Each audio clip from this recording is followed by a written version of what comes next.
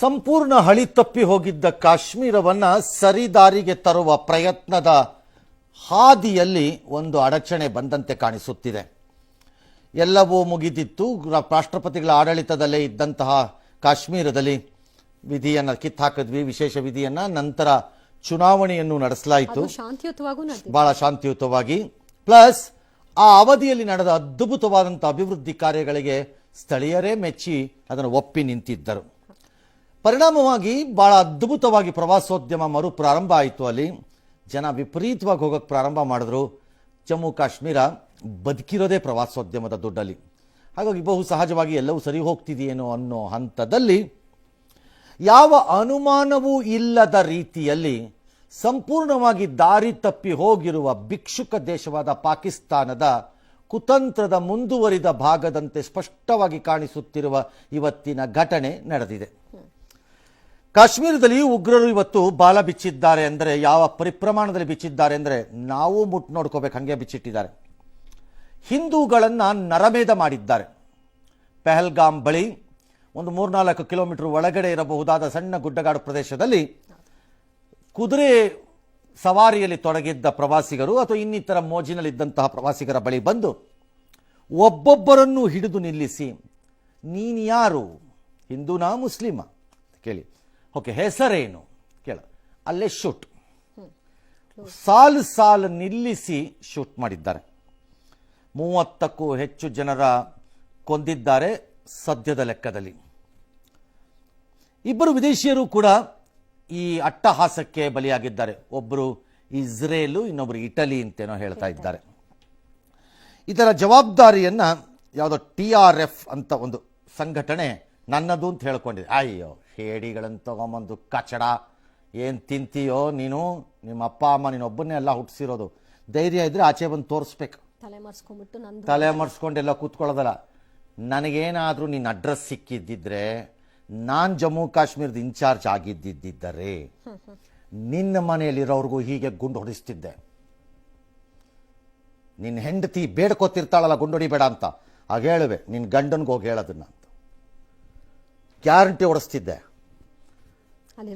ನಿನ್ನ ತಾಯಿ, ನಿಮ್ಮಪ್ಪ, ನಿಮ್ಮಮ್ಮ, ನಿನ್ನ ಮಕ್ಕಳಿಗೆ ಸೇಮ್ ಗುಂಡು ಹೊಡಿಸ್ತಿದ್ದೆ ನನಗೆ ನಿನ್ನ ಅಡ್ರೆಸ್ ಸಿಕ್ಕಿದ್ದಿದ್ರೆ. ಇವನು ಬಂದು ಭಾಷಣ ಬಿಗಿತಾನೆ. ಪುರುಷರನ್ನ ಟಾರ್ಗೆಟ್ ಮಾಡಿ ತಲೆಗೆ ಗನ್ನನ್ನು ತಲೆಗೆ ಇಟ್ಟು ಹೊಡೆದಿದ್ದಾರೆ. ಕೆಲವ್ರನ್ನೆಲ್ಲ ಪಾಯಿಂಟ್ ಬ್ಲಾಂಕಲ್ಲಿ ಹೊಡೆದಿದ್ದಾರೆ, ಕೆಲವ್ರನ್ನೆಲ್ಲ. ಇಬ್ಬರು ಕನ್ನಡಿಗರು ಈ ಫೈರಿಂಗಿಗೆ ಸಿಗಾಕೊಂಡ್ಬಿಟ್ಟಿದ್ದಾರೆ. ಒಬ್ಬರು ಶಿವಮೊಗ್ಗದ ಮಂಜುನಾಥ ರಾವ್, ಅಲ್ಲಿ ಏನೋ ರಿಯಲ್ ಎಸ್ಟೇಟ್ ಕೆಲಸ ಮಾಡ್ಕೊಂಡು ಏನೋ ಇದಾರಂತೆ ಅವ್ರು ಪಡೆದವ್ರು. ಪಾಪ ಅವ್ರ ಶ್ರೀಮತಿ ಮತ್ತು ಮಗ ಮೂವರು ಅಲ್ಲಿ ಟೂರ್ಗೆ ಹೋಗಿದ್ದಾರೆ. ಬಿಕಾಸ್ ಮಗಂದೇನೋ PUC ಎಕ್ಸಾಮ್ ಮುಗೀತಂತೆ, ಬಹಳ ಅದ್ಭುತವಾದ ಮಾರ್ಕ್ಸ್ ಏನೋ ಬಂದಿದೆ ಅವನಿಗೆ. ಬಹು ಸಹಜವಾಗಿ ತಂದೆ ತಾಯಿಗಳಿಗೆ ಆ ಸಂತೋಷ ತಾಳಲಾಗಿಲ್ಲ. ಬಾ ಎಲ್ಲಿಗಾರು ಹೋಗಿ ಬರೋಣ, ಇನ್ನು ನೆಕ್ಸ್ಟ್ CET GET ಎಲ್ಲ ಶುರುವಾಗ್ಬಿಡುತ್ತೆ, ಆಮೇಲೆ ನಿನ್ಗೆ ಅಲಾಟ್ಮೆಂಟು, ಸೀಟು, ಕಾಲೇಜು ಅಂತ ಆಗುತ್ತೆ, ಬಾ ಹೋಗೋಣ ಅಂತ ಕರ್ಕೊಂಡು ಹೋಗಿದ್ದಾರೆ. ಮೋಸ್ಟ್ಲಿ ಅವರನ್ನ ಹೋಗಿ ಹೆಸರು ಕೇಳಿ ಅವ್ರು ನಿಲ್ಲಿಸಿ ಹೊಡೆದಿದ್ದಾರೆ. ಹಣೆಗೋ ತಲೆಗೋ ಹೊಡೆದಿದ್ದಾರೆ. ಫಸ್ಟ್ ಶೂಟ್ ಆಗಿದೆ ಇವ್ರದ್ದು ಅಂತ ಗೊತ್ತಾಗ್ತದೆ. ಇವ್ರದ್ದು. ಇನ್ನೊಬ್ರು ಹಾವೇರಿಯ ಭರತ್ ಭೂಷಣ್ ಅಂತ, ಅವರನ್ನ ಈ ಗುಂಡಿನ ದಾಳಿ ನಡೆದಾಗ ಮಂಜುನಾಥ್ ಅವರ ಪತ್ನಿಯ ಮುಂದೆಯೇ ಆಗಿದೆ ಇದು, ತಲೆಗೆ ಗುಂಡು ಹೊಡೆದಿರೋದು. ಆಕೆ ಹೇಳ್ತಾರೆ, ಅವನನ್ನು ಹೊಡೆದಾದ್ಮೇಲೆ ನನ್ನನ್ನು ಯಾಕೆ ಬಿಟ್ಟು ಹೋಗ್ತೀರಿ ಅಂತ. ಹೋಗಿ ಮೋದಿಗೆ ಹೇಳು ಅಂತಾರೆ. ಹೇಳೋಣ, ಮೋದಿಗೆ ಹೇಳಬೇಕಾಗಿಲ್ಲ, ಮೋದಿಗೆ ಗೊತ್ತಾಗತ್ತೆ. ಆದರೆ ಭಾರತ ಈ ತರ ಎಲ್ಲ ಉಲ್ಟೆ ಪಲ್ಟೆಗಳ ತರ ಪ್ರತಿಕ್ರಿಯೆ ಕೊಟ್ಟರಾಗಲ್ಲ. ಜಮ್ಮು ಕಾಶ್ಮೀರದಲ್ಲಿ ಯಾರು ಉಗ್ರರಿಗೆ ಬೆಂಬಲವನ್ನು ನೀಡುವಂತಹ ಕುಟುಂಬಗಳಿವೆ ಅಥವಾ ಅವರ ಬಗ್ಗೆ ಅನುಕಂಪವನ್ನು ತೋರಿಸುವಂತಹ ವ್ಯಕ್ತಿಗಳೆಂದು ಗೋಚರಿಸುತ್ತಾರೆ, ಅವರನ್ನು ರಸ್ತೆಯಲ್ಲಿ ನಿರ್ನಾಮ ಮಾಡಬೇಕು. ಅವರ ಫ್ಯಾಮಿಲಿಗಳಿಂದ ಹೊಡೆದಾಕ್ಬೇಕು. ಆಗ ಅವ್ರು ಮುಟ್ಲಿ ಅದರದ್ದು ಬಿಸಿ. ಇನ್ನೊಬ್ಬರ ಮನೆಯ ಕುಟುಂಬದ ತಲೆ ತೆಗೆದುಬಿಟ್ಟು ಮಜಾ ನೋಡೋದಲ್ಲ, ಅವನ ಮನೆಗೆ ಬೆಂಕಿ ಹಾಕ್ಬೇಕು. ಅಲ್ಲಿಂದನೇ ಶುರು ಆಗ್ಬೇಕು. ಡೌಟೇ ಇಲ್ಲ. ಟೆರರಿಸ್ಟ್ ಮನೆನಾ ಅವನ ಮನೆ ಒಳಗಡೆ ಇರೋರು ಒಳಗಡೆ ಇಟ್ಟು ಬೆಂಕಿ ಹಾಕ್ಬೇಕು. ಹೇಳಬೇಕು, ನಿನ್ನ ಮಗನಿಗೋಗಿ ಹೇಳ್ಕೋದನ ಅಂತ. ಅಥವಾ ಅವನನ್ನು ಸಪೋರ್ಟ್ ಮಾಡ್ತಿದ್ದಾರಲ್ಲ ಇನ್ನೊಂದು ಪಕ್ಕದ ದೇಶದವರು, ಅವ್ರಿಗೋಗಿ ಹೇಳ್ಕೊಬೇಕು. ಈ ಪ್ರತಿಕ್ರಿಯೆ ಕೊಡದಿದ್ರೆ ಇವ್ರು ದಾರಿಗೆ ಬರಲ್ಲ. ಇವರು ಸುಮ್ಮನೆ. ಮೇ 19ರಂದು ಕಾಶ್ಮೀರದ ಪ್ರವಾಸಕ್ಕೆ ಹೋಗಿತ್ತು ಈ ಕುಟುಂಬ. ಬಟ್ ಫಸ್ಟ್ ನೋಡ್ಬಿಡೋಣ ಅಲ್ಲ ಅಲ್ಲಿ ಆಕೆ ಏನು ಹೇಳ್ತಾ ಇದ್ರು ಆ ಸಂದರ್ಭದಲ್ಲಿ ಅಂತ. ನಾನು ಮಾತಾಡುವ ಮನಸ್ಥಿತಿಯಲ್ಲಿ ಇಲ್ಲ ಸರ್. ನಾನು ಒಂದೂವರೆ 2 ಗಂಟೆ ಏನೋ ಆಗಿರ್ಬೋದು ಸರ್. ಇಲ್ಲ, ನಾವು 3 ಜನ ಹೋಗಿದ್ವು, ಬಟ್ ಅಲ್ಲಿ ಟೂರಿಸ್ಟ್ ತುಂಬಾ ಜನ ಇದ್ರು. Okay. ಒಂದು 500 ಜನ ಇದ್ರು ಟೂರಿಸ್ಟ್. ಡೈರೆಕ್ಟ್ ತಲೆಗೆ ಹೊಡೆದಿದ್ದಾರೆ ಸರ್. ಮನೆಯವರಿಗೆ ನನ್ನ ಹಸ್ಬೆಂಡ್ ದೂರದಿಂದ ಹೊಡೆದಿರೋದು. ಓಕೆ. ಬಟ್ ನಾನು ಅಲ್ಲಿ ನಾನು ನನ್ನ ಮಗ ಸ್ವಲ್ಪ ಫರ್ಲಾಂಗ್ ಆಚೆ ಇದ್ವಿ. ಓಕೆ. ನಾವು ಬಂದು ನೋಡ್ತೀವಿ, ರಕ್ತದ ನಡುವಲ್ಲಿ ಬಿದ್ದಿದ್ರು ನಮ್ಮ ಹಸ್ಬೆಂಡ್. ಓಕೆ. ಹೊಡೆದವನು ಅಲ್ಲೇ ಇದ್ದ, ಅಲ್ಲೇ ಈ ಕಡೆ ಬಂದ. ಅವನಿಗೆ ಮರೆ ಪತಿಕೋ ಮಾರಾನೋ ಮುಜೆ ಬಿ ಮಾರು ಅಂತ ನಾನು ನನ್ನ ಮಗ ಇಬ್ರಲ್ಲಿದ್ರೆ, ಅವನು ನೈ ಮೋದಿಜಿ ಕೋ ಬೋಲೋ ಅಂತ ಹೇಳಿ ಹೋದ ಸರ್. ಅವ್ನು ಸಾಯಿಸೋದ್ರೆ ನಮ್ಮಿಬ್ರು ಸಾಯಿಸ್ಬೋದಿತ್ತು. ನಾವಿಬ್ರು ಬೈತಾ ಇದ್ವಿ ಅವನಿಗೆ. ಕೈಯಲ್ಲಿ ದೊಡ್ಡ ಬಂದೂಕ್ ತಗೊಂಡು ಹೋಗ್ತಿದ್ದ. ಪಾಪ ಅವ್ರು ನ್ಯೂಲಿ ಮ್ಯಾರಿಡ್ ಇದ್ದ. ಅವ್ರು ಇದಕ್ಕೆ ಸ್ವಲ್ಪ ಉಸಿರು ಇತ್ತು ಅಂತ ಅವರು ನಾವು ಅಂದ್ರೆ ಅವ್ರನ್ನ ಎತ್ತಕ್ ಟ್ರೈ ಮಾಡ್ತಿದ್ವಿ. ಎತ್ತಕ್ ಆಗ್ತಿಲ್ಲ ಸರ್. ಆಮೇಲೆ ಹಂಗ್ ಕರ್ಕೊಂಡ್ ಬರಕ್ಕೂ ಆಗಲ್ಲ. ತುಂಬಾ ಏರ್ ಲಿಫ್ಟ್ ಆಗ್ಬೇಕಂತ ಜಾಗ ಅದು. ನಾನು ಕುದುರೆಯಲ್ಲಿ ಹೋಗಿದ್ದೆ. ಮಾಡಿದ್ದಾರೆ ಸರ್. ಇವ್ರು MP ರಾಘವೇಂದ್ರ ಅವರು, ತೇಜಸ್ವಿ ಸೂರ್ಯ ಸರ್ ಎಲ್ಲರೂ ಮಾಡಿದ್ದಾರೆ. ನಂಗೆ ಇನ್ನೂ ಸಿಕ್ಕಿಲ್ಲ. ಅದ್ರದ್ದು ಏನು ಮಾಹಿತಿ ಕೊಡ್ತೀನಿ ಅಂತ ಹೇಳಿದ್ದಾರೆ ಆಫೀಸರ್ಸ್. ಕಣ್ಣೆದ್ರಿಗೆ ಅಂದರೆ ಅಟ್ಲೀಸ್ಟ್ ಪವಿತ್ರ ಹೇಳೋದು ನಾನು ಚೂರು ದೂರದಲ್ಲಿದ್ದೆ, ಬಂದಾಗ ಮಡುವಲ್ಲಿ ಇದ್ರು, ಅವರು ರಕ್ತದ ಮಡುವಲ್ಲಿ. ಇನ್ನೊಂದು ಯಾವುದೋ ಕುಟುಂಬಕ್ಕೆ ಎದುರುಗಡೆನೆ ಮಾಡಿದ್ದಾರೆ. ಅವನು ಮೋದಿಕೆ ಬೋಲೋ ಅಂದಿದ್ದಂತಲ್ಲ, ಹಾಗೆ ಈಗ ಅವನು ಕುಟುಂಬ ಯಾರು ಅಂತ ಹುಡುಕಬೇಕು. ಅವನು ಸಿಕ್ಕೋದು ಬೇಡ ನಮಗೆ. ಏನು ಅಮಿತ್ ಶಾ ಮೋದಿ ಇದಕ್ಕೆ ತೀರಿಸ್ತೀವಿ ಇದಕ್ಕೆ ನಾವು ಅಂತ ಹೇಳ್ತಿದ್ದಾರೆ. ಏನ್ ತೀರಿಸ್ತೀವಿ ಅಂದ್ರೆ ಏನ್ ಮಾಡ್ತೀರಿ? ಅಲ್ಲೆಲ್ಲ ಅವ್ನಿಗೆ ಸಿಕ್ಕದ ಅಂತ ಹೇಳ್ಬಿಟ್ಟು ಅವ್ನು ಗುಂಡು ಹೊಡೆದು ಸಾಯಿಸ್ತೀರಿ. ಯಾರಿಗೂ ಬೇಕದು? ನಮಗ್ ಬೇಕಾಗಿಲ್ಲ ಅದು. ಅವನನ್ನು ಬಿಡಿ, ಅವನ ಕುಟುಂಬವನ್ನ ಗುರುತಿಸಿ ಆ ಕುಟುಂಬನ ಶೂಟ್ ಡೌನ್ ಮಾಡಿ, ಅವನಿಗೆ ಆ ಮೆಸೇಜ್ ಹೋಗ್ಲಿ. ಹೇಗೆ ಇನ್ನೊಂದು ಕುಟುಂಬವನ್ನ ಹೊಡೆದು ನಕ್ಕು ನಲಿದಾಡಿಕೊಂಡು ಆನಂದ ಅನುಭವಿಸ್ತಿದ್ದಾನೆ, ಅವನ ಕುಟುಂಬನ ಅನುಭವಿಸ್ಕೊಳ್ಳಿ. ಸುಟ್ಟಾಕಿ ಹೇಳ್ತೀನಿ ಅದೇನಾಗತ್ತೆ ಅಂತ. ಅವಾಗ ದಾರಿಗೆ ಬರ್ತಾರೆ. ನನ್ನ ಮನೆಗೆ ಬೆಂಕಿ ಬೀಳದೆ ಇದ್ರೆ ನನಗೆ ಯಾವಾಗಲೂ ಅದ್ರದ್ದು ಬಿಸಿ ಮುಟ್ಟಲ್ಲ. ಈ ದೇಶದಲ್ಲಿ ಆಗಿರೋ ಪ್ರಾಬ್ಲಮ್ ಅದೇನೆ. ಒದಿಸ್ಕೊಂಡು ಕೂತಿರೋದಕ್ಕೆ ಒದಿತಾ ಇದ್ದಾರೆ. ತಿರುಗಿ ಒದ್ರೆ ಬಾಯಿ ಮುಚ್ಕೊಂಡು ಕೂತ್ಕೋತಾರೆ ಎಲ್ಲರೂ. ಮೇ 19ರಂದು ಕಾಶ್ಮೀರ ಪ್ರವಾಸಕ್ಕೆ ನಾನು ಹೇಳ್ತಿರೋದು ಎಲ್ಲಾ ಮುಸ್ಲಿಮ್ಗಲ್ಲ, ಅದನ್ನ ಎಕ್ಸಾಕ್ಟ್ಲಿ ಪಿನ್ ಪಾಯಿಂಟ್ ಮಾಡಿ ಹೊಡಿಬೇಕಾ ಕುಟುಂಬಗಳು ನಮ್ದೇನು ಅಂತಂದ್ರೆ ಕರ್ಕೊಂಬಾವನ ಅಂತ ಹೇಳ್ಬೇಕು. ಹುಟ್ಸಕ್ಕಾಯ್ತು, ಬೆಳೆಸಕ್ಕಾಯ್ತು, ಅವ್ನು ಟೆರರಿಸ್ಟ್ ಮಾಡಕ್ ಬಿಟ್ಟಿದ್ದಾಯ್ತು, ಈಗ ಕತ್ತೆ ಕಾಯ್ತಾ ಇದ್ದೀರಾ ಅಂತ ಕೇಳಬೇಕು. ಮೇ 19ರಂದು ಕಾಶ್ಮೀರ ಪ್ರವಾಸಕ್ಕೆ ಹೋಗಿತ್ತು ಈ ಕುಟುಂಬ. ಯಾವುದೋ ಶಿವಮೊಗ್ಗದ್ದು ಕುದುರೆ ಸವಾರಿಗೆ ಹೋಗಿದ್ರಂತೆ. ಆಗ ಈ ಮಂಜುನಾಥ್ ಅನ್ನೋರು ಅವ್ರು ಕುದುರೆಗೆ ಹೋಗಿದ್ದಾರೆ. ಇವ್ರು ಅಲ್ಲೆಲ್ಲೋ ಬೇಲ್ಪುರಿ ಮಾರ್ತಿದ್ರೋ ಏನೋ, ಅದನ್ನ ತಗೊಂಡ್ಬರ್ತೀನಿ ಅಂತ ತಿಂತೀನಿ ಅಂತ ತಗೊಂಡ್ಬರ್ತೀನಿ ಅಂತ ಹೋಗಿದ್ದಾರೆ. ಅಲ್ಲಿಗೆ ಬಂದು ಅಟ್ಯಾಕ್ ಮಾಡಿರೋದು ಇವರು. ಯಾರು? ಈ ಉಗ್ರರು. ಇವರು ಅಲ್ಲಿ ಒಂದು 1500 ಜನ ಟೂರಿಸ್ಟ್ಗಳಿದ್ದಾರಂತೆ ಆ ಜಾಗದಲ್ಲಿ. ಅವರು ಒಂದು ಗುಂಪಿಂದ ಇನ್ನೊಂದು ಗುಂಪಿಗೆ ಹೋಗಿದ್ದಾರೆ. ID ಕೇಳ್ಕೊಂಡು ಹೋಗಿದ್ದಾರೆ ಎಲ್ಲರಿಗೂ. ಒಂದು ಗುಂಪಿಂದ ಇನ್ನೊಂದು ಗುಂಪಿಗೆ ಹೋಗಿದ್ದಾರೆ. ಬಹಳ ಆಶ್ಚರ್ಯ. ವಿಪರೀತವಾದ ಫೋರ್ಸಸ್ ಇರ್ಬೋದಾಗ ಜಮ್ಮು ಕಾಶ್ಮೀರದಲ್ಲಿ. ಆ ಜಾಗದಲ್ಲಿ ಯಾಕೆ ಒಂದು ಫೋರ್ಸ್ ಏನು ಇರಲಿಲ್ವಾ? ಒಂದು ಬೇಸಿಕ್ ಫೋರ್ಸ್ ಆದ್ರೂ, ಒಂದು ಬೇಸಿಕ್ ಪೊಲೀಸ್ ಫೋರ್ಸು, ಅಷ್ಟೊಂದು ಟೂರಿಸ್ಟ್ಗಳಿರೋ ಜಾಗ. ಆಶ್ಚರ್ಯ. ಸರಿ, ಹೆಸರು ಹೇಳ್ತಿದ್ದಂಗೆ ಧರ್ಮ ಮತ್ತು ಹೆಸರು ಹೇಳ್ತಿದ್ದಂಗೆ ಪಾಯಿಂಟ್ ಬ್ಲಾಂಕ್ ರೇಂಜಲ್ಲಿ ಗುಂಡು ಹೊಡೆದಿದ್ದಾರೆ ತಲೆಗೆ ಅಥವಾ ಎಲ್ಲಿಗೋ. ಮಂಜುನಾಥ್ ತಮ್ಮ ಪತ್ನಿ ಬಂದು ನೋಡೋಷ್ಟಲ್ಲ ಅವರು ಮೃತಪಟ್ಟಿದ್ದಾರೆ. ಅದು ಯಾಕೆ ಹೇಳಿದ್ರಲ್ಲ, ನಮ್ಮನ್ನು ಕೊಲ್ಲಿಂದಿದ್ದಕ್ಕೆ ಅವ್ರು ಹೇಳ್ದ ಮೋದಿಗೆ ಹೋಗಿ ಹೇಳು ಅಂತ.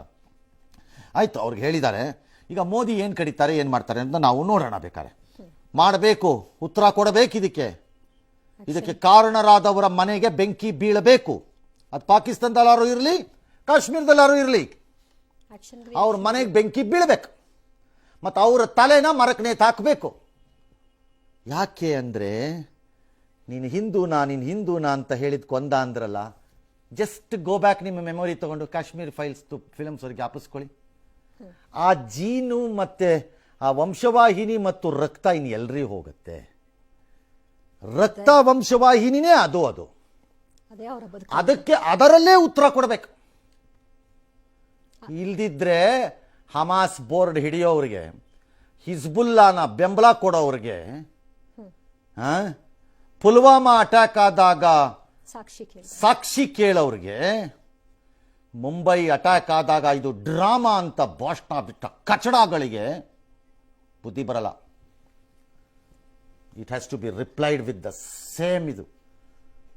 ಇದನ್ನ ಅಮಾನವೀಯ ಅಂತ ಕರೀರಿ, ಅಮಾನುಷ ಅಂತ ಕರೀರಿ, ರಾಕ್ಷಸಿ ವರ್ತನೆ ಅಂತ ಬೇಕಾದ್ರೆ ಕರೀರಿ, ನೋ ಪ್ರಾಬ್ಲಮ್. ಅವ್ರು ಮಾಡ್ತಿರೋದು ಅದೇ. ಆ ರಾಕ್ಷಸಿ ವರ್ತನೆಯಲ್ಲೇ ಉತ್ತರ ಕೊಡಬೇಕು ಅವ್ರಿಗೆ. ಅವ್ರ ಅಮ್ಮಂಗೆ ಹೊಡಿಬೇಕು, ಕತ್ತರಿಸಾಕ್ಬೇಕಲ್ಲಿ. ಆಗ ಅವನಿಗೆ ಗೊತ್ತಾಗಬೇಕು ಅದು. ಇದೆಂಥದ್ದು ಇದಿಲ್ಲದೆ ಹೋದರೆ. ಬಟ್ ನಮ್ಮ ವ್ಯವಸ್ಥೆಯಲ್ಲಿ ಅದು ಆಗಲ್ಲ. ಮೋದಿ ಮೇಲೆ ಕೋಪ ಇದ್ರೆ ಮೋದಿನ ಫೇಸ್ ಮಾಡು. ಮೋದಿಯ ರೆಪ್ರೆಸೆಂಟೇಟಿವ್ಸ್ ಆಗಿರಬಹುದಾದ ಇಂಡಿಯನ್ ಆರ್ಮ್ಡ್ ಫೋರ್ಸಸ್ನ ಫೇಸ್ ಮಾಡಿ ನೋಡೋಣ. ನರಿಗಳ ಥರ ಬಂದು ಇನ್ನೊಬ್ಬರನ್ನು ಹೊಡೆದು ಮಜಾ ನೋಡಿ ಪೌರುಷ ತೋರಿಸ್ತಾರೆ. All right. ಇನ್ನು ಮಂಜುನಾಥ್ ಬಾಡಿಗೆ car driver Afreen Ahmed public TV ಜೊತೆ ಮಾತನಾಡಿದ್ರು. ಉಗ್ರರ ದಾಳಿ ನಡೆದ ಸಂದರ್ಭ ಏನಿದೆ, ಆ ಜಾಗದಲ್ಲಿ ಸುಮಾರು 1,000 ಪ್ರವಾಸಿಗರಿದ್ರಂತೆ. ಆದ್ರೆ ಏಕಾಏಕಿ ಉಗ್ರರು ದಾಳಿ ಮಾಡಿದ್ರು. ಅಪಾರ ಸಾವು ನೋವಾಗಿದೆ. ಪಲ್ಲವಿ ಮೇಡಮ್ ನಮ್ಮ ಜೊತೆಗೆ ಇದ್ದಾರೆ ಅಂತ ಅವ್ರು ಹೇಳಿದ್ದಾರೆ. अभी हम पहलगाम पहुंचे थे। हाँ। यही 1:15 पे। 1:15 बजे। ओके। हाँ, तो इनको जाना था ऊपर बाइसरन। हाँ। तो इनको छोड़ा ऊपर, तो ऊपर जाते ही कुछ पता नहीं क्या हो गया ऊपर। हाँ। तो अभी बोल रहे हैं कि जो अभी जब वहाँ से वापस आए ना ये, तो हमारा जो एक गेस्ट है, ಲೋಕಲ್ಸು ಭಾಳ ಜನ ಕಾಶ್ಮೀರಿ ಮುಸ್ಲಿಮರು ಸೇರಿ ಹಿಂದೂಗಳು ಮುಸ್ಲಿಮರು ಎಲ್ಲರೂ ತಮ್ಮ ಬದುಕನ್ನು ಕಟ್ಕೋತಾ ಇದ್ದಾರೆ ಮತ್ತೆ ಬಹಳ ವರ್ಷಗಳಾದ್ಮೇಲೆ ಚೆನ್ನಾಗಿ. ಅದಕ್ಕೆ ತಕ್ಕಂತೆ ಅಲ್ಲಿಯ ಪ್ರವಾಸೋದ್ಯಮನೂ ಚೆನ್ನಾಗಿ ಚಿಗುರ್ತಾ ಇತ್ತು. ಇತ್ತೀಚೆಗೆ ತುಲಿಪ್ ಗಾರ್ಡನ್ ಆಗಿತ್ತು, ಇದು ಬಂತು, ವೆದರ್ ಹಿಂಗಾಯಿತು, ಅನ್ಸೀಸನಲ್ಲಾಗಿ ಅಲ್ಲಿ ಸ್ನೋಫಾಲ್ ಆಯಿತು. ಹೀಗಾಗಿ ಜನ ಖುಷಿಯಾಗಿ ಹೋಗ್ತಾ ಇದ್ರು, ಬದುಕನ್ನು ಕಟ್ಕೋತಾ ಇದ್ರು. ಲೋಕಲ್ ಮುಸ್ಲಿಮರು ಇರ್ಬೋದು, ಹಿಂದೂನು ಇರ್ಬೋದು. ಆದರೆ ಈ ಕಿಡಿಗೇಡಿಗಳಿಗೆ ಅದನ್ನು ಸಹಿಸ್ಲಿಕ್ಕಾಗಲ್ಲ. ಪಕ್ಕದಲ್ಲಿರುವಂತಹ ಭಿಕ್ಷುಕ ದೇಶಕ್ಕೆ ಭಾರತದ ಏಳಿಗೆಗೆ ಯಾವತ್ತೂ ಮನಸ್ಸು ಒಪ್ಪಲ್ಲ. ಪ್ರವಾಸೋದ್ಯಮ ಸಹಿಸ್ತಾ ಇಲ್ಲ ಅಂತ. ಪ್ರವಾಸೋದ್ಯಮ ಅಲ್ರಿ, ಪ್ರವಾಸೋದ್ಯಮಕ್ಕೆ ಬಂದು ರಾಜ್ಯ ಇಂಪ್ರೂವ್ ಆಗದ ಹೋದ್ರೆ ಅಂತ ಯಾರಿಗೂ ಅವ್ರು ಸಹಿಸಕ್ಕಾಗಲ್ಲ. ಅದರ ಪರಿಣಾಮ ಇದು ನಡೆಸಿರೋದು. ಕಾಶ್ಮೀರ ಮೂಲತಃ ಹಿಂದೂ ರಾಜ್ಯ, ಅಂದರೆ ಹಿಂದೂ ರಾಜರು. ಮುಸ್ಲಿಮರು ಆಮೇಲೆ ತಾನೇ ಬಂದಿರೋದು. ಮುಸ್ಲಿಮರೇನು ಮೂಲ ಅಲ್ವಲ್ಲ ಕಾಶ್ಮೀರದ್ದು. ಮುಸ್ಲಿಮರೇ ಭಾರತಕ್ಕೆ ಮೂಲ ಅಲ್ಲ. ಫಸ್ಟ್ ಆಫ್ ಆಲ್ ಯಾವುದೋ ಒಂದು ಕಾಲದಲ್ಲಿ ಬಂದಿರೋವಂಥದ್ದು. ಕಾಶ್ಮೀರನೂ ಅಷ್ಟೆ. ಹಾಗಾಗಿ ಹಿಂದೂಗಳು ಕಾಶ್ಮೀರವನ್ನು ಮರುಪಡೆಯಬೇಕು ನನ್ನ ಪ್ರಕಾರದಲ್ಲಿ. ಹೇಗೆ ಕಾಶ್ಮೀರಿ ಪಂಡಿತರು ಇಲ್ಲಿ ಇರ್ಕೂಡ್ದು ಅಂತ ಹೊಡೆದು ಕಳಿಸಿದ್ರು ಟೆರರಿಸ್ಟ್ಗಳು, ಹಾಗೆ ಇಲ್ಲ ಟೆರರಿಸ್ಟ್ಗಳು ಹೋಗಬೇಕು, ಇಲ್ಲ ಟೆರರಿಸ್ಟ್ ಬೆಂಬಲಿಸುವವರು ಕಾಶ್ಮೀರದಲ್ಲಿ ಇರುಕೂಡುದು ಅಂತ ಅವರು ಹೇಗೆ ಪಂಡಿತರನ್ನ ಹೆಕ್ಕಿ ತೆಗೆದು ಹೊಡೆದು ತಲೆ ಕರೆದು ಕಳಿಸಿದ್ರು ಹಾಗೆ ವಾಪಸ್ ಅವ್ರನ್ನು ಕಳಿಸ್ಬೇಕು. ಇತಿಹಾಸ ಆಗಲಿ. If necessary let there be a separate fight for it. It has to be repopulated. ಬರೀ ಮುಸ್ಲಿಮರನ್ನ ಇಟ್ಕೊಂಡು ಇಲ್ಲ, ಮುಸ್ಲಿಂ ಲೋಕಲ್ಸು ಬೈಕ್ ಇರ್ಬೋದು, ಅನುಕಂಪದಲ್ಲಿರ್ಬೋದು. ಕೆಲವರು ಎರಡೂ ಕಡೆಯ ಲಾಭ ನಮಗಿರಲಿ ಅಂತಾನೂ ಇರ್ಬೋದು ಆ ರಾಜ್ಯದಲ್ಲಿ. ಈ ಕಡೆ ಅಭಿವೃದ್ಧಿ ನಡೀತಾ ಇರಲಿ, ಅವ್ರ ಹೆಸರಲ್ಲಿ ಅನುಭವಿಸೋಣ, ಎಂಜಾಯ್ ಮಾಡ್ಕೊಳ್ಳೋಣ, ನಮಗೆ ಹೆಂಗಿದ್ರು ಏನೂ ಆಗಲ್ಲ, ಅಲ್ಲಿ ಹೊಡೆಸ್ಕೊತಾ ಇರಲಿ ಬಿಡು ಅಂತ ಮಜಾ ನೋಡ್ತಿರೋರು ಇರ್ಬೋದು. ಯಾವನು ಮಜಾ ನೋಡ್ತಿದ್ದಾನೆ ಅವ್ರನ್ನ ತೆಗೆದು ನಾವು ಕಳಿಸ್ಬೇಕು. ಹೇಗೆ ಕಾಶ್ಮೀರಿ ಪಂಡಿತರನ್ನು ಓಡಿಸಿದ್ರು ಹಾಗೆ ಅಲ್ಲಿಂದ ಮುಸ್ಲಿಮರನ್ನು ಓಡಿಸ್ಬೇಕು. ಅಂದರೆ ಹೇಗಿರುತ್ತೆ ಪರಿಸ್ಥಿತಿ? ಇವತ್ತು ನೀನು ಹಿಂದೂನ ಅಂತ ಕೇಳಿ ಹೊಡೆದ ಯಾವನೋ ಉಗ್ರ, ಅದಕ್ಕೆ ಉತ್ತರ ಕೊಡಲಿಕ್ಕೆ ಕಚಡ ಬಾಯಿ ಇರೋಂತಹ ಒವೈಸಿ ಮುಂಬೈ ಅಟ್ಯಾಕ್ ಆದಾಗ ನಾಲಿಗೆನ ಕಿಲೋಮೀಟರ್ ಗಟ್ಟಲೆ ಬಿಟ್ಕೊಂಡು ನಿಂತಿದ್ದಂತಹ ದಿಗ್ವಿಜಯ ಸಿಂಗು, ಪುಲ್ವಾಮಾ ಅಟ್ಯಾಕ್ ಆದಾಗ ಮೈ ಮೇಲೆ ಇರುವೆ ಬಿಟ್ಕೊಂಡಂಗೆ ಡ್ಯಾನ್ಸ್ ಮಾಡ್ತಾ ಇದ್ದ ಕೆಲವು ಕಾಂಗ್ರೆಸ್ ಲೀಡರ್ಗಳು, ನಿಮಗೆ ಆನಂದ ಆಗಿದ್ರೆ ಹಾಲು ಕುಡೀರಿ. ಆದರೆ ಅದೇ ರೀತಿ ನೀನು ಮುಸ್ಲಿಮ ಅಂತ ಕೇಳಿ ಇನ್ಯಾವುದೋ ಜಾಗದಲ್ಲಿ ಹೊಡೆಯಲಿಕ್ಕೆ ಪ್ರಾರಂಭ ಆದರೆ ಏನಾದೀತು ಅಂತ ಯಾರು ಒಬ್ರು ಯೋಚನೆ ಮಾಡಿದ್ದೀರಾ? ಯಾರೊಬ್ರು ಯೋಚನೆ ಮಾಡಿದ್ದೀರಾ ಅದನ್ನ? ಏನಾದೀತು ಅಂತ? ಎಲ್ಲಿವರೆಗೆ ಈ ರೀತಿಯ ಡೋಂಗಿಗಳು ಭಾರತದೊಳಗಡೆ ಇದ್ದಾರೋ ಅಲ್ಲಿವರೆಗೂ ಈ ಆಂತರಿಕ ದ್ರೋಹಿಗಳಿಂದಾಗಿ ನಮ್ಗೆ ಈ ಪರಿಸ್ಥಿತಿ ನಿಭಾಯಿಸಕ್ಕಾಗಲ್ಲ. ನಮಗೆ ಪಾಕಿಸ್ತಾನ ದೊಡ್ಡದಲ್ಲ, ಪಾಕಿಸ್ತಾನದಿಂದ ಪ್ರೇರೇಪಿತರಾಗಿ ಬರುವಂತಹ ಉಗ್ರರು ನಮಗೇನು ದೊಡ್ಡದಲ್ಲ. ಆದರೆ ಈ ಆಂತರಿಕ ದ್ರೋಹಿಗಳಿದ್ದಾರಲ್ಲ, ಎರಡೂ ಲಾಭಗಳನ್ನು ಪಡ್ಕೊಂಡು ಸ್ವಾರ್ಥಕ್ಕೆ ಸಾಯ್ತಿರೋ ಬೋತ್ ಮುಸ್ಲಿಂ ಕಮ್ಯುನಿಟಿ ಒಳಗಡೆ ಆ್ಯಂಡ್ ಇದರಲ್ಲಿ ನಾನು ಹೇಳ್ತಿರೋದು ಲೀಡರ್ಸಲ್ಲಿ, ಅದರ ಪರಿಣಾಮ ಇದೆಲ್ಲ. ಪಾಪ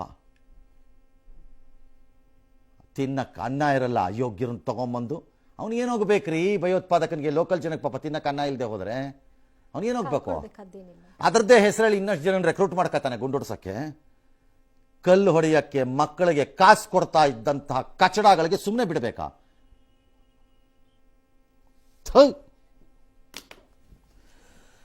ಈ ಸಂದರ್ಭದಲ್ಲಿ ಆಕೆ ಜೊತೆ ನಾನು ಮಾತಾಡಿ ಸಾಧನೆ ಮಾಡುವಂಥದ್ದು ಏನೂ ಇಲ್ಲದೆ ಇರಬಹುದು.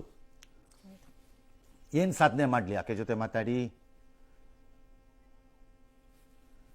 ಮಂಜುನಾಥ್ ರಾವ್ ಅವರ ಶ್ರೀಮತಿ ಪಲ್ಲವಿ ದೂರವಾಣಿ ಸಂಪರ್ಕದಲ್ಲಿದ್ದಾರೆ ಅಂತ ನನ್ನ ಸಹೋದ್ಯೋಗಿಗಳು ಹೇಳ್ತಿದ್ದಾರೆ. ನಮಸ್ಕಾರ ಪಲ್ಲವಿ, ನಾನು ರಂಗನಾಥ್ ಮಾತಾಡ್ತಾ ಇದ್ದೀನಿ. ಹಲೋ,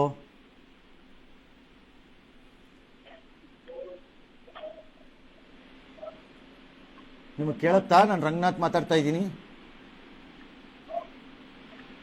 ಪಲ್ಲವಿ ಅವ್ರಿಗೆ ಕೇಳಿಸ್ತಾ ಇದೆಯಾ?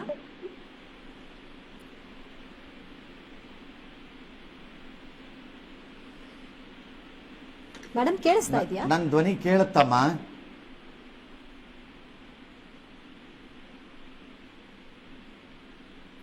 ಸಂಪರ್ಕದಲ್ಲಿದ್ದಾರೆ.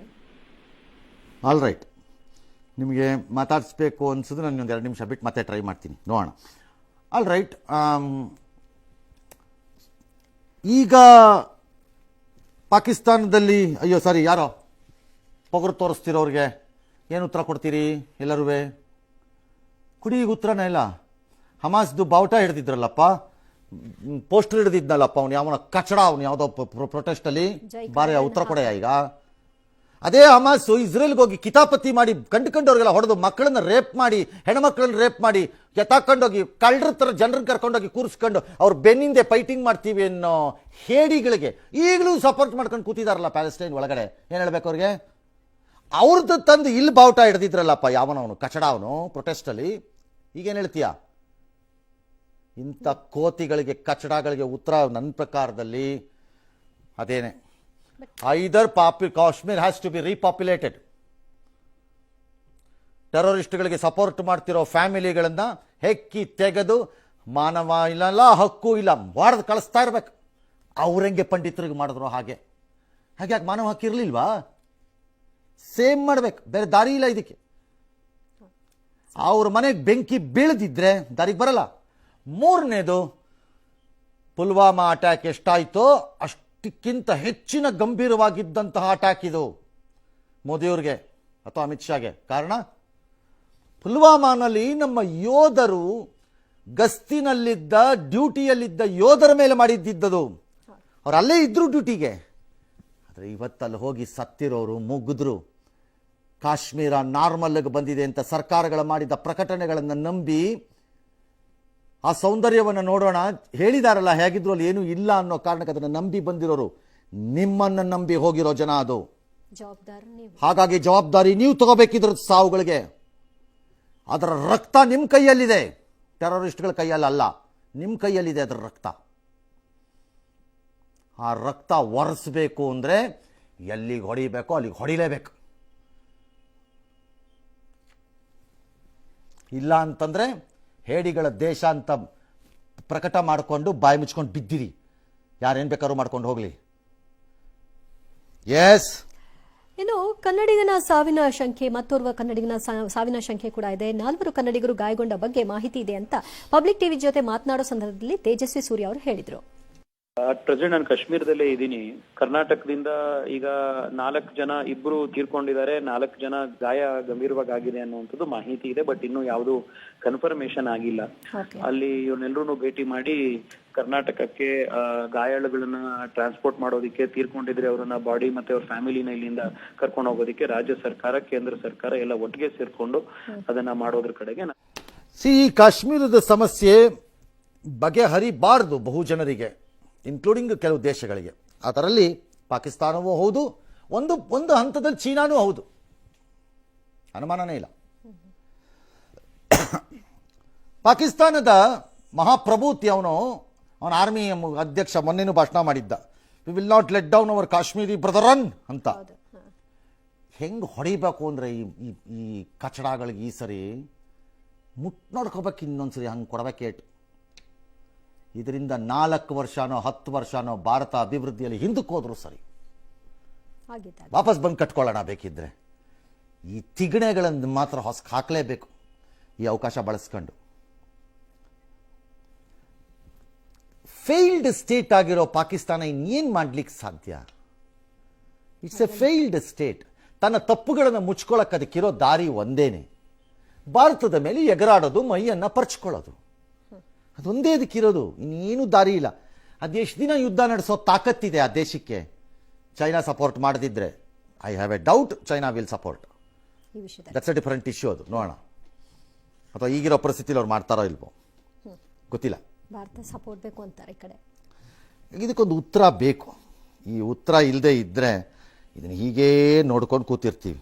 ಎಸ್, ಪ್ರವಾಸೋದ್ಯಮ ಸಚಿವರು ಆಗಿರುವ ಎಚ್.ಕೆ. ಪಾಟೀಲ್ ಅವರು ಪಬ್ಲಿಕ್ ಟಿವಿ ಜೊತೆಗೆ ದೂರವಾಣಿ ಮೂಲಕ ಮಾತನಾಡಿದ್ರು. ಓರ್ವ ಕನ್ನಡಿಗ ಸಾವನ್ನಪ್ಪಿರುವುದು ಕನ್ಫರ್ಮ್ ಮಾಡಿದ್ರು. ಆಗ ಈಗ ಇನ್ನೊಬ್ಬರದು ಆಗಿದೆ. ಇನ್ನು 12 ಕನ್ನಡಿಗರು ಅಲ್ಲಿದ್ದಾರೆ ಅಂತ ಕೂಡ ತಿಳಿಸಿದ್ರು. ಮುಖ್ಯ ಕಾರ್ಯದರ್ಶಿಗಳಿಂದ ಸಿಎಂ ಮಾಹಿತಿ ಪಡ್ಕೊಂಡಿದ್ದಾರೆ. ಅಧಿಕಾರಿಗಳ ತಂಡ ರಚಿಸುವಂತೆ ಸೂಚನೆ ಕೊಟ್ಟಿದ್ದಾರೆ. ಸರ್ಕಾರ ತ್ವರಿತ ಕ್ರಮ ತೆಗೆದುಕೊಳ್ತಾ ಇದೆ ಅಂತ ಪಾಟೀಲ್ ಹೇಳಿದ್ರು. ಐಪಿಎಸ್ ಅಧಿಕಾರಿ ಚೇತನ್ ನೇತೃತ್ವದಲ್ಲಿ ಅಧಿಕಾರಿಗಳ ತಂಡ ಕಾಶ್ಮೀರಕ್ಕೆ ಹೋಗಿದೆ.